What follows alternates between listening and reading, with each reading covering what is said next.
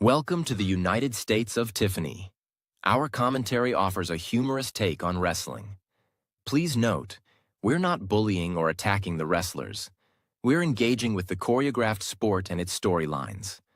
Our jokes and observations are about the characters and storylines, not the real people behind them. Tourists and citizens alike, welcome. Enjoy the show, and remember, it's all in good fun.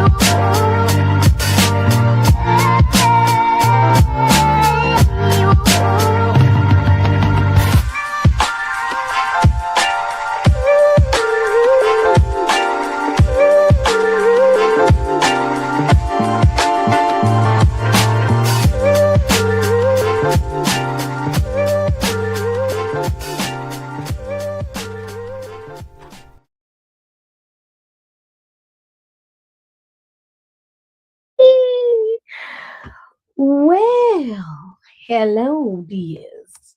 How have y'all been doing? I hope you are all doing well. If you are watching me over on Psych Design TV 2, thank you so much. And if you are over on Down for the Count, hello. We're going to be recapping Monday Night Raw. It just went off the air. And I'm going to tell y'all everything that was said and done. Okay. Starting off, the show opened up. If I can remember. Who opened the show? The Usos. At least we thought we were getting the Usos because they were rudely interrupted by Paulina in the game.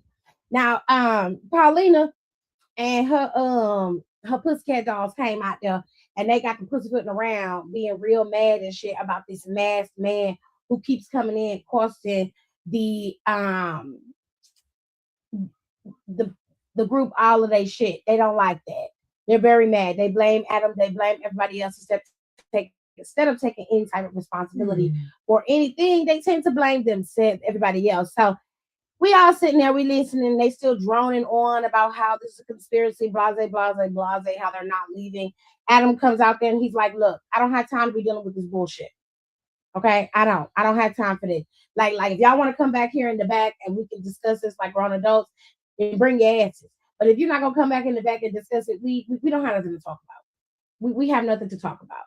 And of course, Paulina was like, "Oh, you want us to come in the back? You want us to come in the back? Well, we're not going back there. We're not doing that. We're not going back there because I know you know what's going on, and you keep trying to pretend like you don't know what's going on. And we are not leaving this ring until we get what we want." And he was like, "I want Bronson Reed in the elimination chamber. The only way we're leaving is if Bronson Reed is in the elimination chamber. Is he in the chamber?" And Adam was like, "You know what? I don't have no problem with Bronson Reed going to the chamber if he earns the spot. We're not handing anybody anything." So Bronson Reed, as a matter of fact, has a match at the chamber for the chamber slot next week. Just like everybody else has to qualify, he has to qualify. So as long as he qualifies, he's in the chamber. I have nothing against that. Now, if you please get your thick ass out my ring, because we got work to do. Of course, they still stayed in there. And that's when LA Knight came down there, and LA was like, "Look, all y'all little crows that y'all been putting out for the last year are now coming to roost. You mad? You mad because it was like it wasn't too long ago where y'all had a little masked intruder coming in and helping y'all out and helping beat up everybody else. Wasn't it your homeboy that was coming around here curb stomping people? Now all of a sudden it's a problem. Oh, it's a problem because it's happening to you." He was like, "All right, cool. It don't matter. Let me put it to you this way. Look, I know me and the Usos don't sit horses as well as we should, and I'm okay with that. They okay being who they are. I'm okay with being who I am. But I don't mind being on their team and whooping y'all asses tonight. Do y'all mind?" The Usos said, "Nah, we got you. Yeet, let's go." So it was a 6-man tag team match, impromptu, because this was not announced. But apparently, it was a 6-man tag team match. In this match, okay, the match happened. We're not going to go over what happened in the match. We're just going to say the match happened and that the Vision was able to pick up the win. That's not what you need to be paying attention to, bitch. What you need to be concerned with is what happened at the end. Okay, when Logan Paul got real big in his britches after a tsunami was eaten by LA Knight once again, Logan Paul grabbed the headset from Michael Cole, screaming at us on commentary about how the Vision is here to take over. We're going to do this and you can't do anything about it. Did you see that? We dominated. And then all of a sudden, he said nothing because the man's face was buried inside of the table. That's right, friends. While Brian Reed was trying to get his thick ass off the top rope and back into the day out of the ring, the masked intruder had came and curb stomped the shit out of Logan Paul. Now here come Brian Reed trying to run after him. Masked intruder gone, sped up the steps and was standing at the top of the key. Never said nothing, never took his mask off. They standing there staring at him. We still don't know who this Negro is. We don't know. We don't know. We have no clue. Okay, we don't know who he is. Pretty sure it's pretty sure I have an idea. Hey, how y'all doing? But we don't know who this man is. Okay, we're trying. Anyways, we move on from there. Okay, because after we got that, we got a qualifier match. I believe the qualifier match was next, right? Was that the next match? Thing talking about sure. I want to say it was the qualifier match.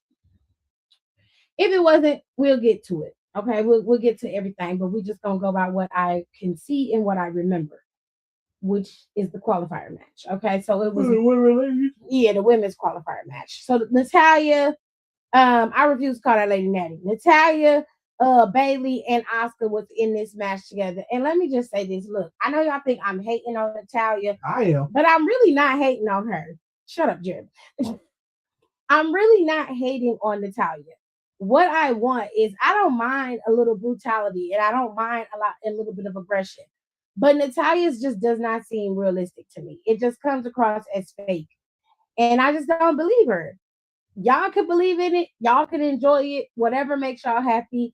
But me personally, I don't believe it. Even she don't sell it as well as she could. But that's a different horse of a different color. So in this match, the three ladies put on a decent match. I will say Natalya had her aggression hat on today. She did okay. But the match ended up going to Asuka. I generally wanted Bayley to win. I didn't realize that Bayley hasn't been in Chamber since she won with Sasha Banks for the tag team titles. I thought she's been in at least one more Chamber. Like, and it's no shade to Asuka. That I love Asuka. Asuka's great, but she didn't need this. And they have enough stars in the Chamber now where you can balance it. Bayley's a star. Put her in there. I don't understand why you gave this to Asuka. I'm not quite sure, but I don't think that match was booked properly. I don't like it. I wouldn't have given it to Natalya. No way. She was heavily protected, but because she didn't eat the pin, Bayley ended up tapping out in this match, which sucked even more because I didn't like that at all. I was pissed about that. I really, really wanted Bayley to advance in this tournament, and she didn't. So we gotta wait around again for when Bayley has her time. But I feel like the Elimination Chamber was a perfect chance to give Bayley to really show out the way that I know she could show out. And that just sucked. That sucked to watch. So, anyways, we're not gonna talk about, but Natalya ended up getting attacked. So to go back to Natalya and them, Natalya ended up getting attacked by Maxine, which is rightfully deserved because Natalya is on some bullshit. I don't know what you're talking about because when the bitch got in the ring, she got all up in Asuka's face. So much so she got Asuka's makeup on her face. And I was like, girl, what the fuck is wrong with you, ho? Is you cool? Is you cool? Girl. Anyways, Liv Morgan crying ass was in the ring. Liv Morgan was back there talking to Michael and told Michael she not gonna tell him nothing, that she gonna milk this for as long as she can because she loved watching everybody squirm. And I was like, girl, please, okay, we don't give a fuck about who you choose. Just pick somebody and be done with it. But of course, she's living her high life, holding on to her little piece of a man and sitting up there in that chair. So when Stephanie walked up, Stephanie interrupted and Stephanie said this. Now I'll put it up here because they translated it for everybody on Twitter later on after she said it. And I just thought Stephanie was just telling her, look, I've been on this grind for over 10 years. I've been doing my thing. I don't went from state to state, country to country, collected titles, did my job, and dominated. And you think I'm going to let you come in to take my shit from me? Bitch, you're crazy. Now, I thought that's what she said. But she said something much deeper. So let me read what she said. She said, you said 10 years of hard work. You talking about hard work? What the fuck are you talking about, Liv? You haven't sacrificed anything. WWE has handed you everything from the moment you started here. You have better medics, better trainers. You were handed everything. And you want to talk about sacrifice? I was born in Chile where pro wrestling didn't exist. I competed in Japan, Latin America, and Europe. I conquered everything. I should embarrass you for hiding behind the Judgment Day, for hiding behind him. I will tell you something though. I went through hell and I made it mine, only to go to WWE. And this title is for all the girls, all the women who never had the opportunity. And if you come after me, you won't win because I will show you what a real champion is. Apparently, this made Liv turn into a big ass crybaby. I was like, is what she said true? Is that why you're crying? Is that why we're crying? You had to have your dirty dom cart you off because you were too busy crying? There's no crying in wrestling. Crybaby ass. What you crying for? Ugh. Girl, I was like, why are we crying? What are you crying for? For what? Are we sad because she read you for filth? I'm sorry. Sorry to hear that. But I don't care. I don't care. Just choose Stephanie so y'all can go at it and then you can really speak your truth. Now, if we're talking about Liv, outside of character, then we all know that Liv Morgan has had a hard life and she has struggled. Okay. But if Liv ain't gonna come out and make it so it's very clear that she ain't no pampered princess, then I ain't gonna have no holler for you. I'm just gonna let Stephanie eat your ass alive. You should have came back at her instead of sitting there crying like a little 10-year-old. I don't have no sympathizations for you. Not a drop. Not nan. I don't have no sympathy, babe. You should have cut her ass back, not letting her say whatever the hell she want to say to you like that. Girl, what's wrong with you? CM Punk came out there and cut a promo on Finn Balor. And basically, he was like, I don't feel like, that I'm jeopardizing the main event at WrestleMania. I don't feel like I'm doing that. I'm a fighting champion, and I believed in myself my entire career. So I don't have nothing to be afraid of. And I know I'm going to beat Finn Balor. I've beaten him before. I'll beat him again. Then Finn came out there with his goons because JD McDonough is back. Good for JD. I'm glad that JD's returned. They both came back and they both out there flanking him, which to me, it gave very much insanity because we've seen this little play before. We've seen all of this shit play out before. When Seth Rollins was champion a while ago and Finn Balor was going after that title, it was 1, 2, 3 times he went after that title and he had the same moves, the same shit, and the same story every single time. Judgment Day is going to help him. He couldn't get the job done and boom, he ended up losing. So now we're repeating the same cycle and expecting a different result. Insanity. But Finn basically was like, you call yourself the best in the world. The best in the world to me is going and learning and beating the luchadors. The best in the world to me is training and earning the respect of all the Japanese dojos. So if we're going to run this down and make it very clear, if we're being honest, by that definition alone, I'm the best in the world. Okay? And you're just somebody holding my belt.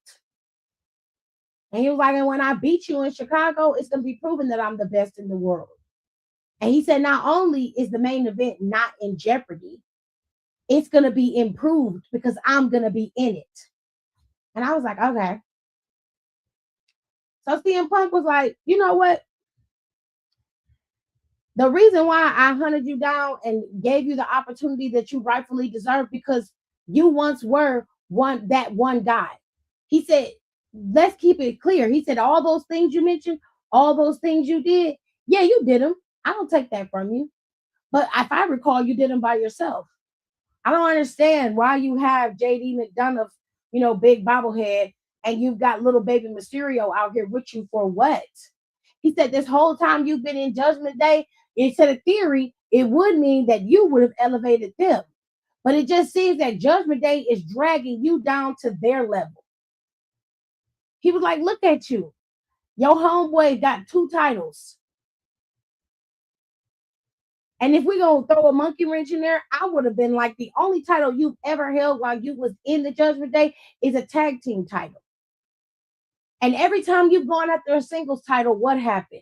Either Judgment Day collapsed or you couldn't get the job done. And you're asking yourself why? You're sitting here and you're standing here telling me that you're the best in the world. Please. Please. Well, he said, you know what? It's cool. Because I know what this is. He said, you're trying to convince me that you didn't come out here and plan to jump me when you got these 2 goons on your side. All right, cool. So CM Punk turned around, put his back to Finn Balor, and he was like, so go ahead. Go ahead. Do what I know you're going to do. Be the man that you become and not the man that you should be. Go ahead and jump me and just prove everybody right. That when it's all said and done, you need Judgment Day more than they need you. He stopped his homeboys from jumping them. They stand there like, what are you doing? We had a plan. And he's like, no, don't do that. So we don't know. Now listen, I want y'all to spin reality for me for a second. Now we know that WWE has been having a hard time selling tickets, right? Because WrestleMania is not selling the way that they thought. Not only that, but they have been blocking city, they've been blocking restaurants and watch parties all throughout the city of Las Vegas. You cannot do a watch party in the city. You either go to the stadium or you're not going to be able to profit off of watch parties in your building. Okay? So what if Finn Balor wins this title in Chicago? Oh, damn, wait a minute. They ain't show that on TV. Hold up. What they ain't show on TV? Fucking Maxine beat the shit out of the title. Yes, they did. Is it the backstage? No, it was right after the match was over. Yes, they did. I showed it to you. See, this how I know you don't be paying attention. Yes, they did show that. Now, what if Finn wins? Right, my bad. What if Finn wins? What if he wins? Then what? The main event is Roman versus Finn Balor.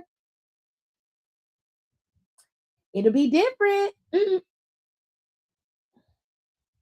Now, a lot of people are excited for Roman versus CM Punk, though.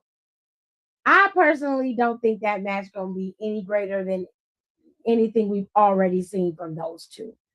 The lead up to that match will probably be great, but the match itself, I don't think it's going to be good. But Nicole said, don't nobody want to see that. Listen, they got to do something. And knowing them, they probably going to bring Cody's ass over there and throw him in the mix and make it a fucking triple threat, which I don't want to see that either. But we're going to move on. We're going to move it right along. So El Grande Americano 2.0 got mad because El Grande Americano 1 is in a qualifier match next week. So he went to Adam and begged for an opportunity. Adam said the qualifier matches are done. They're done. We're not changing it. We're not adding to it. So El Grande, he said, so what do you want? So El Grande was like, how about an Intercontinental Championship match? And he was like, great. Everybody wants an Intercontinental Championship match since Dom came back. He said, I'm not going to hand you anything, but I will give you an opportunity. Today, you get a number 1 contenders match with an opponent. I will make sure he's out there when it's time. So go about your business. And of course, El Grande Americano was like groovy. Love that. His opponent was none other than Penta. Now, you would think that this would be a straight up match between these two. No, no, nay, nay. It was not. Now, we all know that El Grande Americano loves to cheat with his little steel, headpiece. And of course, his two goons, Rayo and Bravo, whatever the fuck they call themselves. Now, the match was happening, and as it happened, the real or the OG version of El Grande Americano came out, and that's what ended up costing El Grande Americano 2.0 the match. Okay, so this turned into a massive issue because Penta now is your number one contender for the Intercontinental Championship. Okay, and El Grande Americano 2.0 is not happy about the fact that he was cost an opportunity. So you know where this is headed, right? You're more than likely going to get a mass versus mass match heading into WrestleMania, which I'm actually pretty excited for because outside of the character work of both of these men, right? Ludwig and Chad Gable both can do really great matches. So I expect nothing less than greatness from both of them if they have this match. But the social media back and forth between the two of them is absolutely insane. And y'all know I love me some white on white crime. Okay, I live for white on white crime. It's amazing. The match ain't going to be good, but the Punk and Roman match in perspective needs to happen. Fair enough. But I'm just saying, given what we know, all the bullshit that's been happening as of lately, it ain't too far-fetched to think that they would pivot. However, do whatever makes them happy. I'm not going to Vegas, no way. So, well, if it was in NOLA, we wouldn't have all these sales going on for it. Oh, shady boots. That's not my problem. It doesn't matter. I'm gonna be at home trying to eat nachos. If we make nachos, I don't know what we're making for Mania this year. What we cooking for Mania this year? We gotta figure out something. Anyways, y'all. So AJ Lee came out, and AJ Lee decided she was gonna, talk about her potential title run as Intercontinental Champion. I'm gonna be honest with y'all. I don't care. I'm not trying to be disrespectful to AJ Lee because love her down. Good for you, babes. You're back. Do you? I don't care because Becky don't care that much. And you can kind of tell with the way that she has been operating in terms of her character work with AJ Lee, the fear that she has to me doesn't make any sense. It makes no sense whatsoever. I can understand it if AJ Lee has been like an imposing figure, costing her everything, or and I know she's lost to AJ Lee at every turn, right? Every doubles match, every match that she's had where she's had other people to flank her, she has lost, right? But AJ Lee hasn't been staying around. So she's not much of a threat to her until she's there. And even when she's there, Becky doesn't play it right, in my opinion. She gives her way too much power over her. And I know it's supposed to be that AJ Lee's in her head and she can't help it, but it's not like they're placating. When I hear them cutting promos, they're not placating on the things that are like, to make it make sense, the way I would stress it out is like AJ Lee is not attacking her based off of the fact that she's been losing to her every time she turns around, she's lost to AJ Lee. She's not stressing that as far as I'm concerned. Or am I wrong? Did I miss that in the promo, JJ? No, it's all about right. She's not stressing that. She's not using that as a ploy to really get into Becky's head, right? It's just that AJ Lee is like, I'm the better of you, and I've been here before, and I gave you a 10-year head start, and you still can't get to my level, even though you've broken all these records and made all this history. Here we are, and you're still a chump. That's pretty much what the gist of it, right? Whereas I just would have been like, every time you turn around, every time you make a play for me, every time you talk crazy or do something weird, and I'm here, you always lose. You lost at WrestlePalooza. You lost at Survivor Series. You will always lose when it comes to me. You will never best me. And that's your problem. You can't beat me. And you know you can't beat me. Like that's the thing that I felt like she should have rested in. And I understand AJ Lee has a lot of back and forth, right? She's like, I'm coming back and I'm proving to myself that I can do this and I haven't lost a step and I know I can get this done, right? I get all of that. No shade, I'm cool on that. Right. I just wish she would have leaned more into the fact that Becky hasn't beaten her since she got back, which is true. She hasn't. You know what I'm saying? Then Becky came out there and was talking shit, basically told her she been doing nothing but writing comic books for 10 years and they ain't nobody buying them. And I was like, that's fucked up. I was like, anybody buying your comic books, girl? Are they slop? Anyways, AJ was like, you can bring your ass in the ring then and we can just fight. We don't even have to worry about no titles. Because I know we got a title match at in Chicago, but what about us just brawling right now? I slap you in your shit and you try to compete against mine. Let's go. What's up?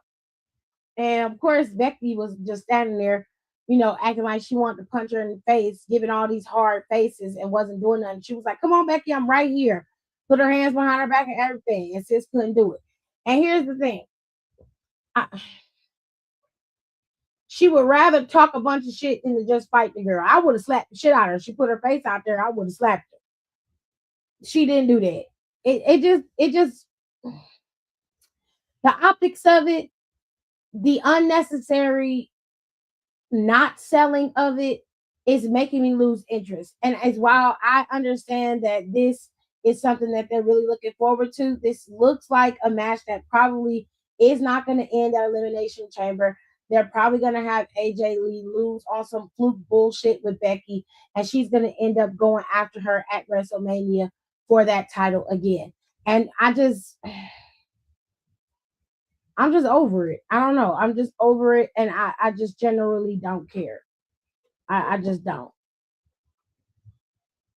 Now, I don't think I missed nothing else. I think I covered everything. Final match of the night was Elimination Chamber qualifying match. Just to give you the once over logistics, to be fair, Javon Evans, Gunther, and Dom is a rag'em tag'em mix of people to put in a match. Okay, Dom was barely in this match until towards the end, but Javon Evans worked both of these men. He worked with Gunther heavily. He worked with Dom heavily. He did everything he could to make the match worthwhile. Where the match turned is when Gunther, thought he had control of everything because Dom kept trying to cheat. Had that ring bell hammer in his boot.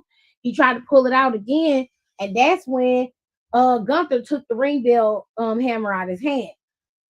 Just before he could use it, he got busted in the face with the bell by none other than y'all undead king Dragon Lee. Okay, because a few weeks ago that nigga was hanging by Gunther's bicep dead. Okay, he was deceased. Okay, but Gunther ended up getting knocked out by Dragon Lee. It's a triple threat. There's nothing they can do. The rules say disqualification is out the window. Okay, now Javon Evans was able to capitalize, but this was after Dom thought he had it. So he hit the 619 on Javon Evans, thought he was going to hit the frog splash and end it, but he couldn't get the frog splash off. Javon moved out the way. He was able to get up onto the top turnbuckle and hit the OG cutter for the dubs. Javon Evans has qualified for the Elimination Chamber. Yes, ladies and gentlemen. Our nephew is in the game. Now we got a high flyer and we got 3 technical ground and pound wrestlers. So let's get into the Elimination Chamber as we know it. AJ Lee will face off against Becky Lynch for the Intercontinental Championship at Elimination Chamber. And currently, right now, these are the 3 women who qualified, including Asuka, Alexa Bliss, Rhea Ripley, and of course, Tiffany Stratton. Then for the men's championship, Finn Balor will face off against CM Punk for the World Heavyweight Championship. And then in the men's elimination chamber, we have Cody Rhodes, LA Knight, Randy Orton, and Javon Evans, who have qualified for the chamber. Are we excited? The prayers of the saints changed from regularly okay. Brought him from the dead, child. Okay. So, ladies and gentlemen, your chamber has been set. We have 2 more qualifiers. Okay, so Friday we have a qualifying match with Charlotte Flair, fuck ass Kiana, and we got another one. Who is in that qualifier match on Friday? Oh,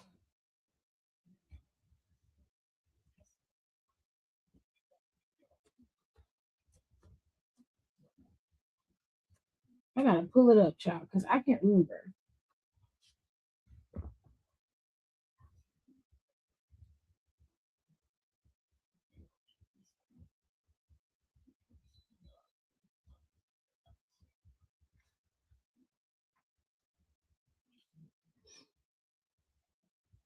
Okay. So Friday's matchup is Charlotte Flair, Nia Jax, and Kiana James. They will qualify, all potentially qualify for the Elimination Chamber. And on the men's side, you have Carmelo Hayes, Trick Williams, and Damian Priest, who will be competing for the men's qualifier. Then on Monday, we have a qualifier match with Bronson Reed. Oh, it's Bronson Reed, Jay Uso, and somebody. Who is that third man? My brain. Work, goddammit. Anyway. Okay. It's Jay Uso, Bronson Reed, and OGL Grande Americano. And then for the women, you have Io Sky, Raquel, and Kyrie Sane. Those are the last of the qualifiers. Second to last, because Friday they should have one more set of qualifiers because we'll be heading into Elimination Chamber by then. Next weekend. Yeah, it's next weekend. So, also, it's F. Kevin Nash today for speaking on Nephew Javon like that. Yeah, so Kevin Nash. Jalen Terry, thank you for bringing that up, sweethearts. We're gonna get to Kevin. We're gonna get to Kevin. Now, Kevin, listen. Usually, you don't really say nothing weird, but you out here being weird. Okay. You're out here being weird. Let me show y'all what he said. That way I don't have no misappropriations going up in here.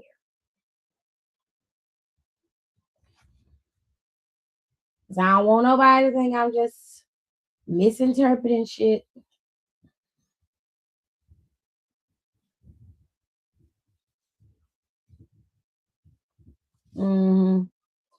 Hold on. Make sure I get it right. What's this? Oh, it's Rey Mysterio that's gonna be on the Cody show. Interesting.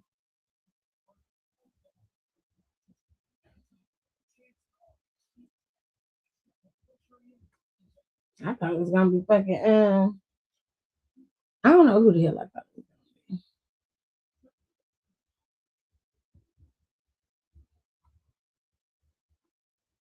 But hold tight, y'all.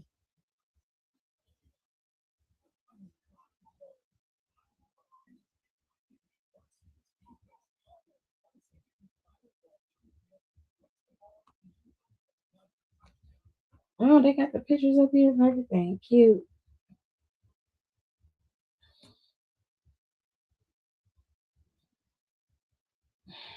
Let's get into Nash though. He made some comments on a podcast about Javon Evans, referring to him as Mr. Bojangles, saying that he wasn't urban enough for him. Which I don't know what all that means, but sure, go off.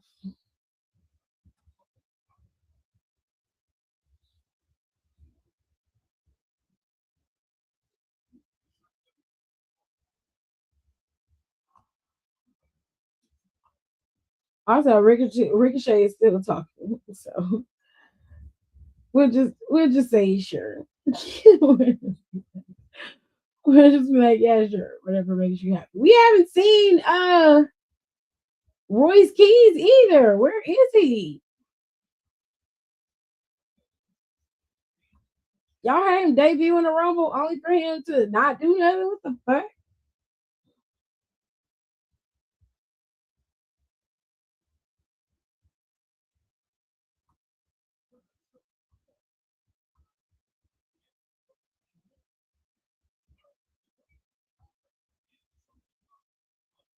Stephanie been champion for a year. Wow.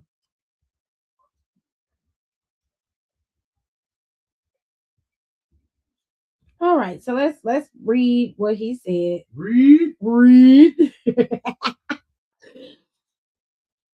I found it. All right. So over on Twitter, they have, put Kevin Nash's entire quote up, and we're gonna read it because no one likes to be taken out of context, right? Yes. So instead of making it seem as though he said something else, we're gonna tell you exactly what he said. Verbatim. We ready? Good. It says, and I quote, he's an incredible athlete. He's a little bit too fucking Mr. Bojangles for me. I wish he was a little bit more urban. I want you guys to let that rest in your spirit for a minute. I understand it's Netflix. I understand there's a big fucking world out there besides the one that this fucking 66-year-old Detroit boy Kevin Nash wants. But I just want him to have a little bit of an edge. He can strike. He throws a good punch. Fucking take your time and throw a good punch. Maybe put two or three together.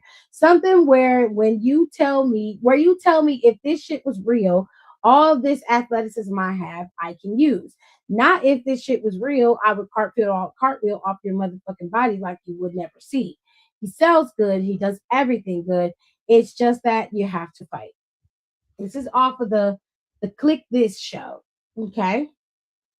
So let's talk about it. Let's talk about it. First, I'll let my folks have they say because they got stuff in the comments. They ready. They is ready to go out. I heard he did a dark match on SmackDown on Friday. Well, I want to see him on TV. Shit, you done did all this debuting and shit in the Rumble. The least you could have done is let the man wrestle and use that momentum from Rumble to go forward, right? Ugh.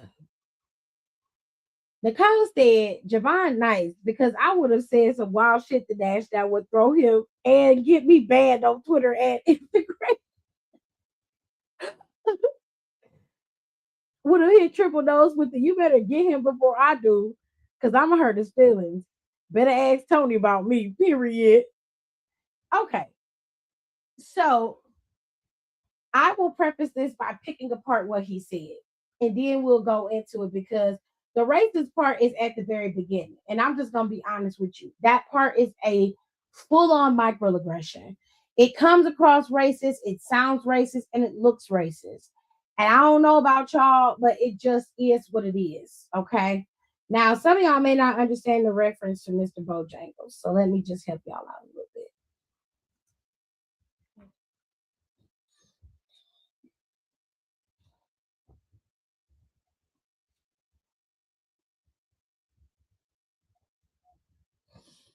Let me just pull it up so y'all can see for yourselves. Okay, hold on. Time for a history lesson, loves. As usual, you're always learning something over here with me. So when you Google Mr. Bojangles dance, up comes up the famous actor and dancer, Mr. Bojangles. And his name was Bill Robinson. Okay. And Bill Robinson was an American top dancer, actor, and singer, and he was best known and most highly paid black entertainer in the United States during the first half of the 20th century. His long career mirrored changes in American entertainment taste and technology. Okay. Hmm.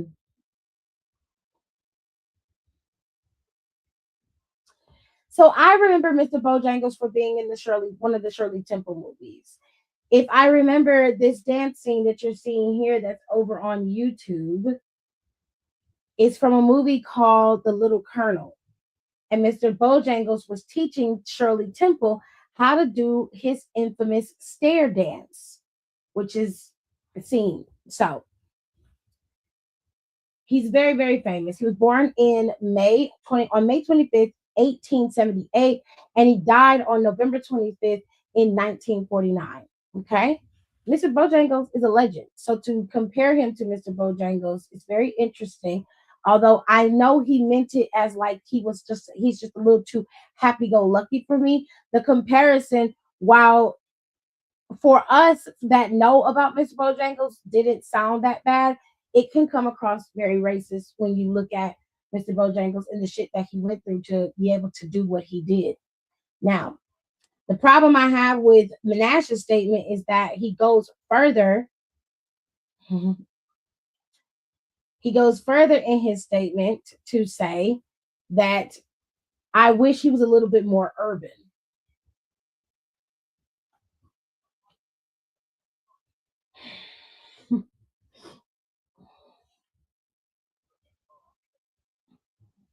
I don't know what all that means, but I'm just gonna take it as this is some bullshit.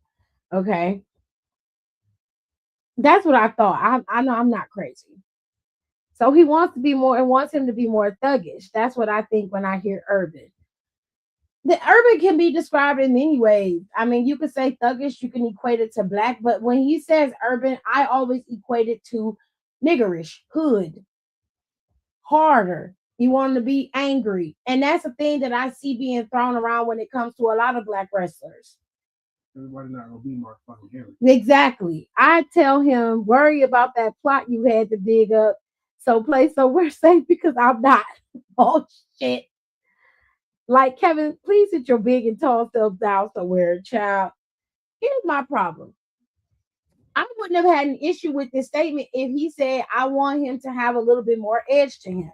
I want to see what he can do when he's got a little bit more aggression. That's different. Even though I don't like the fact that black men are always pigeonholed into one little box. Black men have to be perceived as angry. They have to be perceived as aggressive. They have to be perceived as big, burly attackers. They are never allowed to be seen as black, happy men. And they did this same shit to New Day. They did the same shit to Kofi. Y'all ran Kofi's ass out of that championship. When he became champion, y'all didn't give Kofi a fucking chance in hell to be champion. And then when Vince made him lose in the most egregious way possible, y'all set y'all asses up on podcasts and on the internet and said, see, I told you he wasn't worthy. When you know damn well that he was. You know full well that he was. You did the same thing to Big E. You treated Big E like he didn't deserve to be champion either. You dogged him out. You said Bobby Lashley should have kept it. Bobby Lashley's a better wrestler. Fuck y'all. Everybody not gonna be no motherfucking mad, angry black man. That's not always the trope that needs to be seen. You need to see everybody in a different light. It is okay for him to be happy. He's 21 years old. 21. And he is living a dream that most people could only fathom. They could only think about. He is living it. The thing he dreamt about as a child. He's doing it. He gets to do it. In the days of his time, in the time he gets to do it at his prime. In his youth, he gets to do it. Do you know how rare that is? Do you know how rare of a gem you have to be where you get to live out your dreams even right after you've dreamed it? Mm-hmm. You're in your 20s doing something you dreamed about doing since you were a kid. Do you understand how rare of a gem that is for you, for any human being? And for that boy to be able to do that, and you sit your big Frosty the Snowman looking ass up on the goddamn podcast talking shit when you done already smoked, drugged out, and did your motherfucking dreams. Now, what we're not going to do is drag this boy down because you don't like what you're seeing. If you're not okay with Javon Evans as he is, that's fine by me. But if your ass can be okay with Dom Mysterio walking around with a 30-inch bust down mullet, walking around pigeon-toed with his fur boots on, coming out there, jumping off the top rope and doing all the shit he doing, you could be okay with Javon Evans. If you could be okay with Vanity Project and their terrible haircuts, their haircuts are horrible. If you're all right with Vanity Project and their bullshit, then you could be okay with Javon Evans. Stop fucking playing with me. Leave that boy alone. And when it's time for him to show you depth, he will show you depth. He just got there. You do not put those requirements on anybody else. And the only reason why you ain't saying shit about Obafemi is because Obafemi gives you the edge that you're looking for. But that's the bullshit I'm talking about. Everybody don't need to be an Obafemi. Everybody don't need to be a motherfucking Mark Henry. Sometimes it's okay for them to be who they are. And Javon Evans ain't trying to be nobody but himself. And all you motherfuckers who keep saying that he needs to do this and he needs to do that, you're weird. You're weird because your requirements aren't placed on anybody else. You only do that to black people. And that's the strange part. Y'all do it to Bianca. You do it to Naomi. Y'all didn't give Naomi no respect until she went heel. And that's crazy to me. Because the skill didn't change. The wrestling didn't change. So what are we talking about?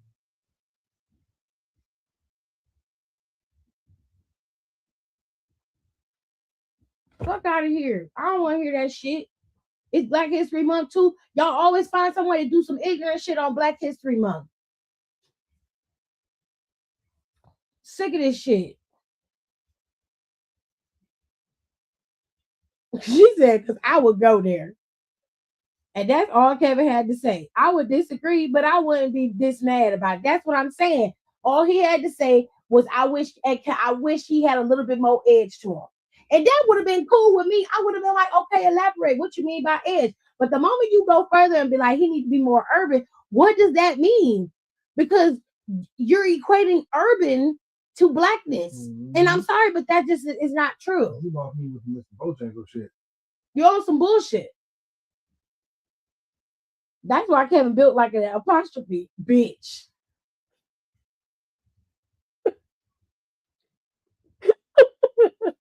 Just saying. I think about what an apostrophe looks like.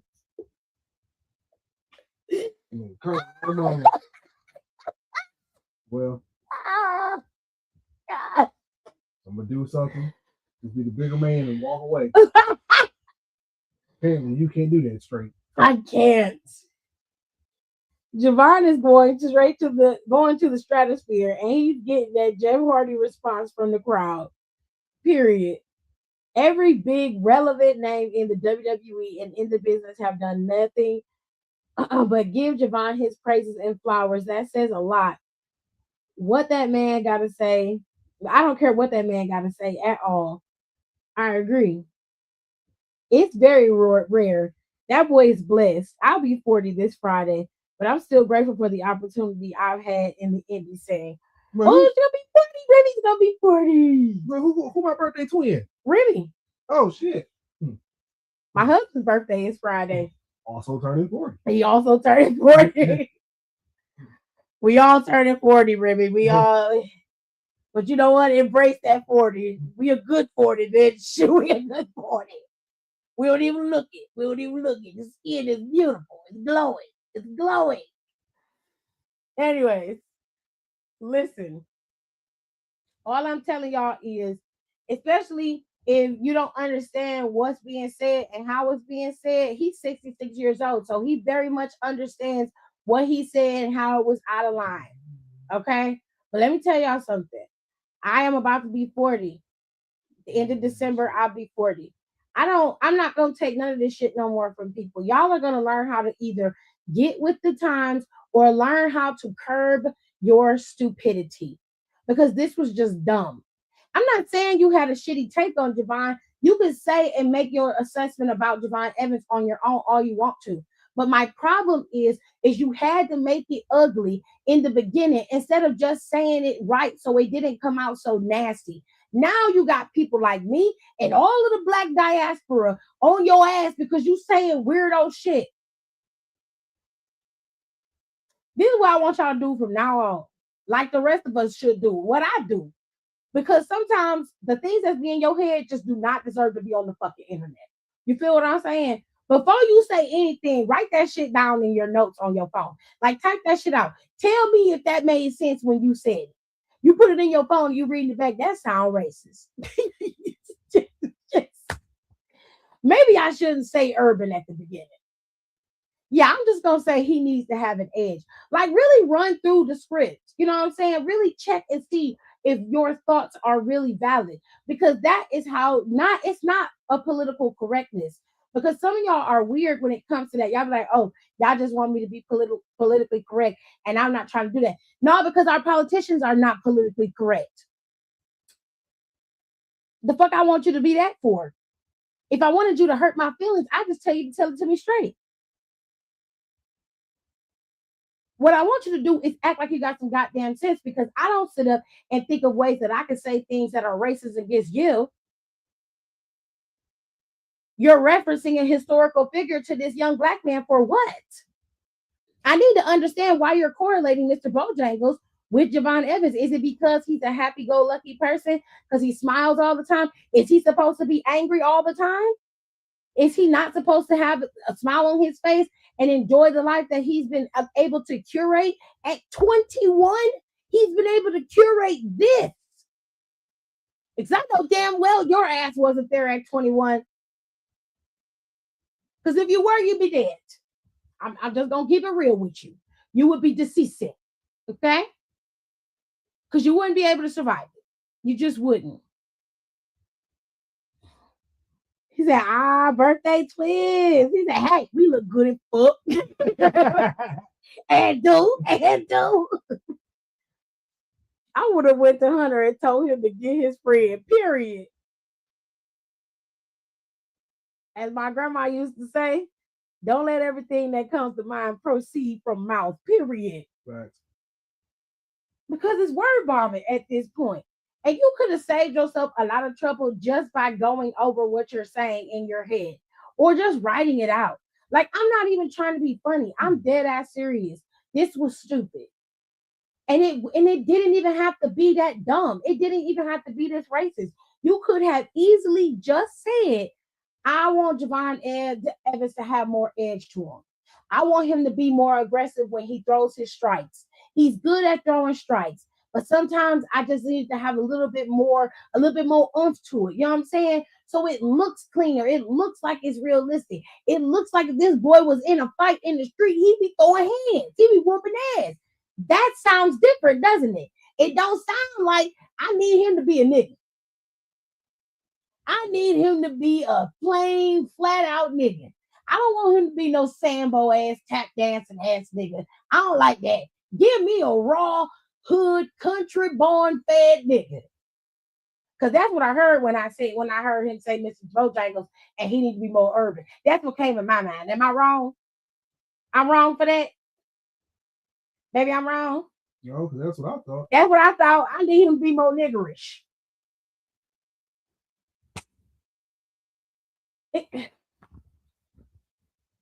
And I hate every minute of it. Matter of fact, I'm gonna stick Krishan Rock on him, showing what urban really looks like, girl. Child, at this point, girl.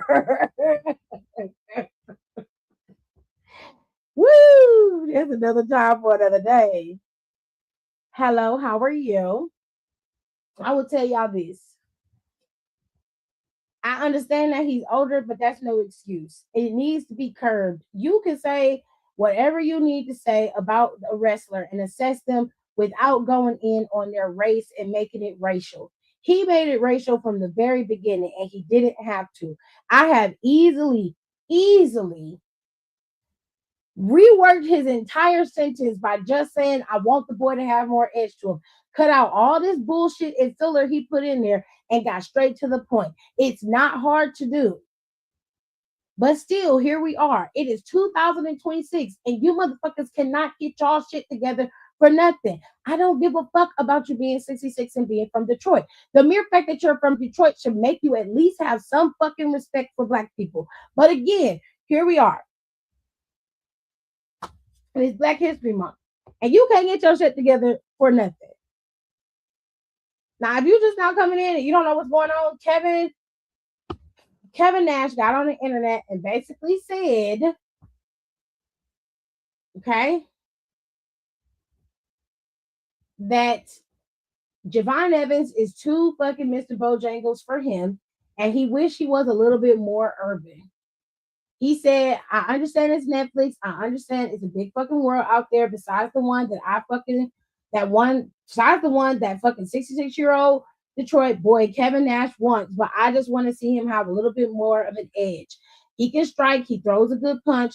Fucking take your time and throw a good punch. Maybe put 2 or 3 together. Something where you tell me if this shit was real, all this athleticism I have, I can use. Not if this shit was real, I would cartwheel off your motherfucking body like you would never see. He sells good. He does everything good. It's just that you have to fight. That's what he said.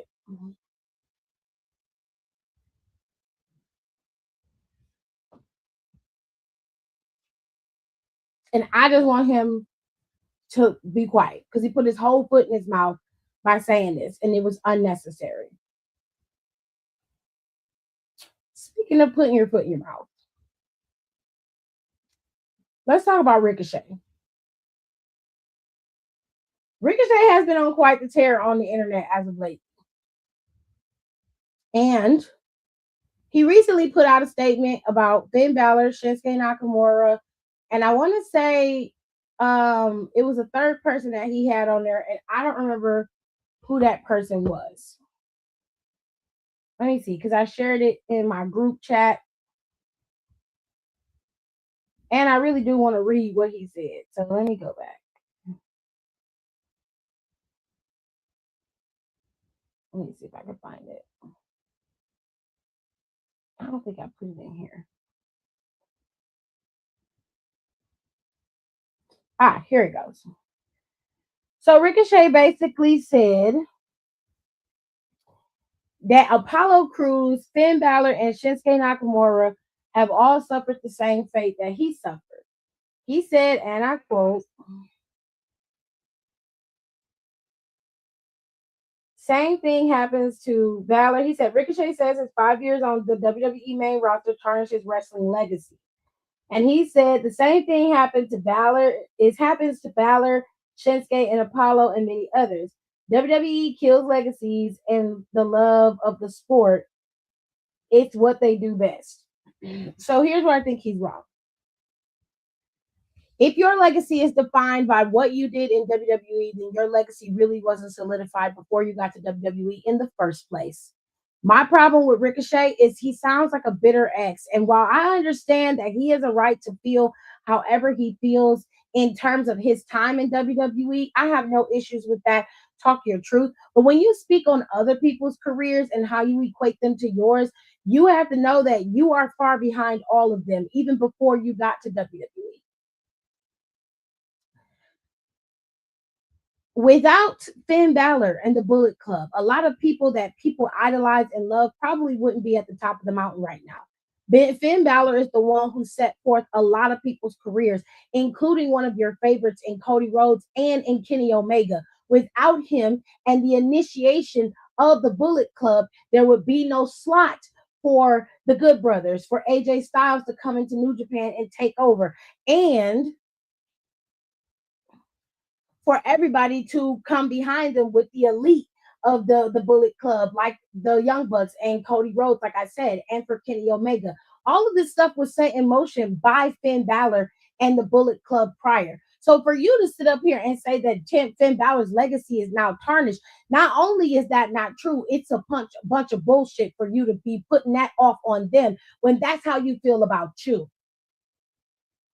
Okay? That's how you feel about you.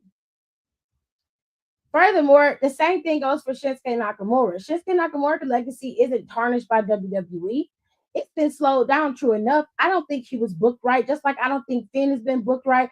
I don't think that Apollo Crews has been booked right. But to say that legacies have been tarnished, do you understand the idea of what a legacy is? It's ridiculous. It's ridiculous. it makes it seem like everything that they've done prior to WWE is now irrelevant because they've been in WWE. So you're just gonna be like, oh, WWE just completely erases everything that they've done, and they've destroyed their red legacy. They've destroyed them in their entirety because they've been there and they haven't been booked right.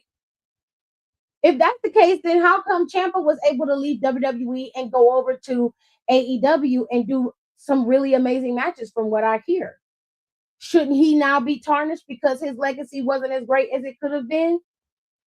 If that's the case, then guys like Samoa Joe shouldn't have been able to go to AEW and do amazing things there either. Like the way you're talking, it's not that you are not allowed to say how you feel, but what you're not allowed to do is go after other stars who have been thriving in WWE at one point. May not have been thriving by your liking, but they have thrived on in different air spots. Sami Zayn being one of them. And you're sitting here like, yeah, well, Sami Zayn, his legacy was better as El Generico than it was as Sami Zayn. I need you to not only show some respect to your peers and respect them for the legacies that they've created, but also respect the fact that they work for the company currently, and there's really nothing that they can say or do to work talk against what you're saying unless they're asked. It's unfair for you to say this knowing that they cannot defend themselves. And what really baffles me is that you know exactly what you're doing and you know what you're saying is out of line per these people being at least peers, co-workers, former co-workers, and possibly some of them being your friend, and you out here talking reckless on them like that, I wouldn't fuck with you after that. Because you jeopardizing my money and you jeopardizing our friendship at that. That's a no-go for me. You out of line.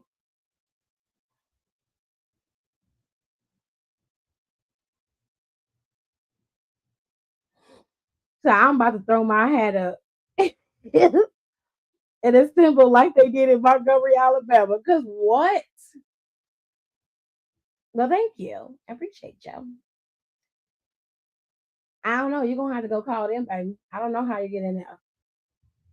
I think he's mad because his career has gone missing. And no one wants to put up flyers to find it. Ooh, child. And here's the thing: when Ricochet got to AEW, he was booked relatively strong and he got to do some really great things. And now he's a champion, but he's being booked. Is he being booked okay now that he's a heel? I guess you could say that. But given from what I've seen, Ricochet hasn't really been on TV that much as of lately. I know that he's on Ring of Honor, I believe. Somebody please correct me if I'm wrong.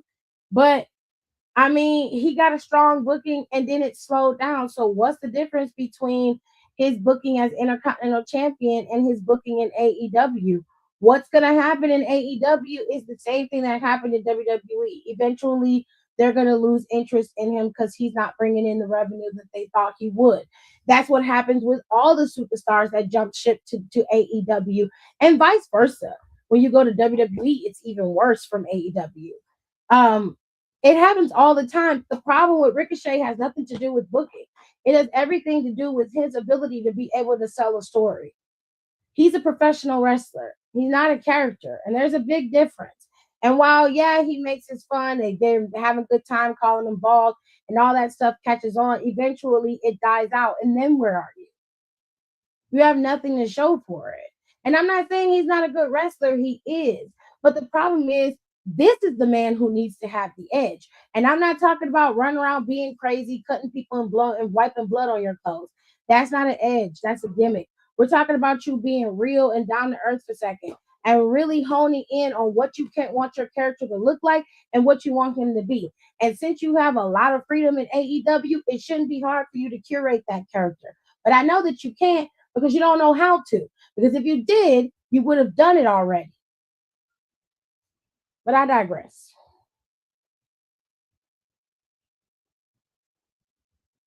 Go to Florida and talk.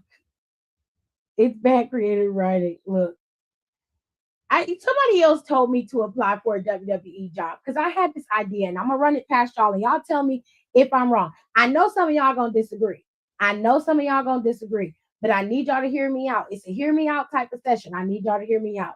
So listen, I was talking to my friend and he was spitballing. He was like, WWE got to do something because things are not going great. And I'm like, I've always been an advocate of an off season when it comes to WWE. To me, WrestleMania should always be an end all be all, like the Super Bowl. The Super Bowl is an end all be all, is it not, Jared? Mhm. Once the champions win, they're the champions. And then when the new season starts, the champions go into the season as what? The current champions, right? It does not change until we get to the Super Bowl. Now, the current champions can get knocked out of being the new champions, right? They can get knocked out of the shot of becoming a two-time champion for the Super Bowl. Is that not true? Mhm. Okay, so listen to what I'm saying. If after WrestleMania, we do a hard stop and we do a full-on break for a month, so that means the month of May or after April, all the way up after April, all the way up into the month of May, from like, let's say it's 18 to 19. So from the 18th, from the 19th of May to the 18th, from the 19th of April to the 18th of May, that's the break period. That means the superstars can go on vacation, they can take a rest, do whatever they want to do. They can keep going to the performance center every week, working out. And then what you can do is you will give creative enough time to reset and be able to start working on the next set of storylines, because the problem is this door is ever revolving. And this is also an issue with AEW as well. The door is constantly evolving. There's no breaks, there's no stops. You don't give people enough time to miss the show, to want it, to need it, to crave it. You don't give us enough time for that. And we need time for that. Look, this is how they could do it. You stop the show at WrestleMania. You don't have to stop the feud, but you can make it so that it's solid and what's done is done. Cool. Right. During that month time, instead of having replays or whatever, you can do a greatest hits show. You can do the best matches of 2026, whatever the case may be. Greatest matches of 2025, whatever. But you also have your podcasters running weekly, Raw and SmackDown both, right? Have them running weekly, and they need to be in the slot, the time slots of a regular Raw and a regular SmackDown. Okay. You have that shit going every week. And this is where you start to build the next set of feuds. This is where you lay out how you're going to start bringing it in. You have your panel up there. You sit and you talk. And you talk about how I would move as the champion now. I would come in and assert my dominance as champion. You would set up how they would bring in the next set of people, who would be coming after the title, who should be the next number one contender. You would have time to do a number one contenders tournament, which the first couple of months or the first month of Raw, you would have plenty of time to set up before we hit Backlash. Okay? This is before we get to Backlash. You would have a whole tournament set up, and this would not be a tournament based off of emotion or some type of feud that's already building. No. This tournament would be a freestanding tournament of either just former champions, or you would do all new superstars. Everybody that has never been a champion gets a shot at the title, right? You can build something when you're not working 24/7. You need a fucking break. They need to do this. And during that week, you can put on 3 different shows. Okay, you already got shit running on A&E with LFG, and you could bring back WWE's Hidden Treasures. That shit was a good show. Make it happen. You know what I'm saying? For real.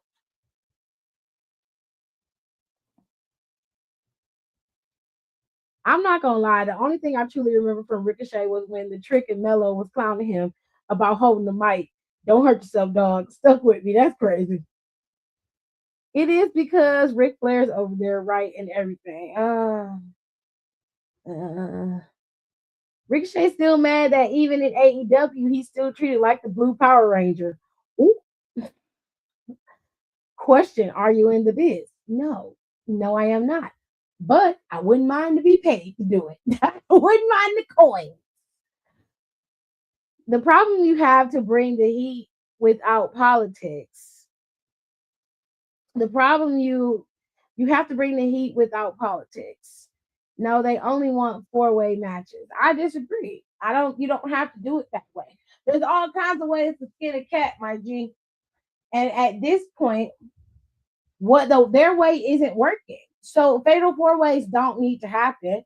You can have it so that it's set up to it's a tournament, and each match is a qualifier. And you can do, if you want to do a final fatal four way to determine who goes, fine. But you can do 4 weeks of matches. The last match is the week of the backlash. The champion comes out and you set it up. This can be the beginning of the feud. Whether the champ loses or wins, it'll be the beginning of the feud, and you set forward with that person. You know what I'm saying? So it doesn't have to go that way. I'm saying they need an off season, not only for the superstars and their need to be able to have a break and at least be able to attempt to enjoy the fruits of their label, but also so that the creative team can reset and rejuvenate. They need the ability to be able to reset their minds. Think about us as fans watching this every single week, right? It's got to be 50 times harder as a creative writing team to try to make this shit work. Like, your brain is constantly on power mode 24/7. You don't have a chance to really sit down and just think. I don't have to do this for a living. So it's easier for me to come up with a solution to the problem. Plus, I'm on the outside looking in. And I have a little bit more foresight and discernment than most people do. So it's easier for me to see a problem happening down the line. Whereas somebody creating this story, they might say, oh, this is cool for right now. But in the end, it really isn't, because you're making decisions based off of ticket sales and what everybody else is thinking, but you're not thinking about long term and how this could affect the bottom line of the stories that you're producing. Your only concern is to make sure WrestleMania is a banger. But you didn't do that checking before you set WrestleMania to be Mania for this year, which is what you should have done. You should have stayed in New Orleans and you wouldn't be having that problem right now. Ticket prices would be reasonable and everybody wouldn't be causing you so much strife. But you thought you were invincible. You thought that WWE would be protected, and you put yourself in a bind, and now you're going to have to dig yourself out.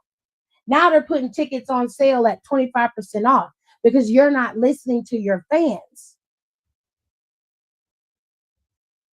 And it's just starting to become a problem. I want an off season. It gives the superstars and the fans a break. Some people have been complaining of an overload of PLEs as of late. That's what I'm saying. I used to love the countdown shows with the superstars talking about it and giving their opinions. Exactly my point. They are not concerned. Spot on. So here's my thing. You can bring back New Day's podcast. New Day's podcast was fun. I love New Day's podcast. Out of all the podcasts they had, Corey's, New Day's, I love New Day's podcast. It was so much fun to listen to, right? And like I said, it's an off season, so they can either do their podcast and talk about the fun stuff they did, or they can stay in full character and do the podcast and start adding fights. And this is the thing. You can make this work because y'all already utilize social media to do everything, right? So you can do these podcasts, have people create feuds online and have them air their shit out on the podcast and be like, it's okay, because on such and such date, when we come back to TV, I'm going to get your ass together. And let that be the catalyst. Let that be the catalyst to start the feuds. You can have them attacking each other on social media. You can see physical videos of them getting attacked. Like, all kind of stuff could be happening here. And you really can make this shit work. But I'm just a lowly fan watching. I don't know. On that note, I'm going to get my ass up out of here. I will see you on Wednesday when we talk about NXT. And of course, it's always Freestyle Wednesday, where we talk about any and everything. I will see y'all then. I hope y'all enjoyed the show. I'll see y'all next time. Thanks for tuning in. Don't forget to rate, comment, and subscribe for more wrestling content. Check out our merch and consider becoming a member for exclusive perks, special emojis, and members-only content.